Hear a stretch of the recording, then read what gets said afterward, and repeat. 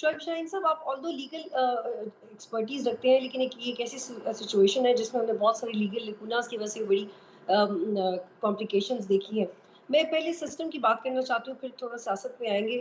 سر، Hungary میں پہلی دفعہ یہ کوائن ہوئی تھی ٹرم ہائیبرڈ رجیم، اور پہلے ٹرانزیشنل ڈیولپمنٹ گورنمنٹس کے نام سے بھی یاد کیا جاتا تھا.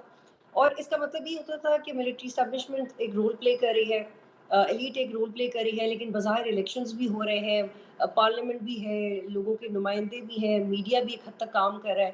تو وہ لگتا تھا ایک ڈیموکریٹک سسٹم، لیکن وہ ایک حد تک آٹوکریٹک طریقہ کار سے چلتا تھا، جو کہ ہمیں ثبوت بھی ملا پاکستان تحریک انصاف کے ٹینیور میں، اور اس سے پہلے بھی ایسی مثالیں موجود ہیں. لیکن اتنی واضح مثال اسی دور میں ہم نے دیکھی. آپ کو لگتا ہے کہ وہ جو بھی ایک ایکسپیریمنٹ تھا، وہ جو بھی ایک نظام ہے، اس سے ہم خود سیکھ کے 9 مئی کے واقعات کے بعد خاص طور پہ اب تمام متعلقہ ادارے ایک چیز سمجھ چکے ہیں کہ سسٹم کو آگے کیسے لے کے چلنا ہے، اور شاید اسی لیے الیکشن کا بجٹ بھی ایلوکیٹ کر دیا گیا ہے.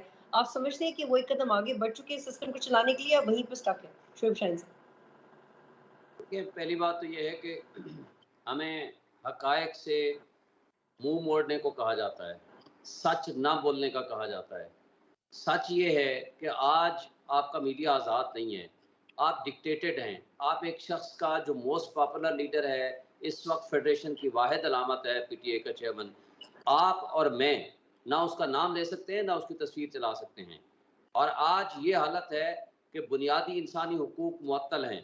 آج آپ کی یہ حالت ہے کہ آپ کو بے آئین قسم کا ملک ہے. بظاہر آپ کی پارلیمان بھی ہے، بظاہر آپ کی عدالتیں بھی ہیں، اور عدالتیں جب یہ کہنے پہ مجبور ہو جائیں کہ جناب ہم سے آپ کوئی توقع نہ رکھیں کہ ہمارے سے آ کر کے ہم آپ کو ریلیز کر دیں، ہم آپ کو رہائی دے دیں، لیکن آپ کو رہائی تب ملے گی جب آپ جا کر پریس کانفرنس کریں گے، جب آپ کریک ڈاؤن ایسا کریں کہ جو شخص کو اس میں ملوث ہے یا نہیں ہے، لوگوں کی چار دیواری کو پامال کریں، لوگوں کے گھروں میں گھس جائیں، بچوں کو اٹھا لیں، عورتوں کو اٹھا لیں،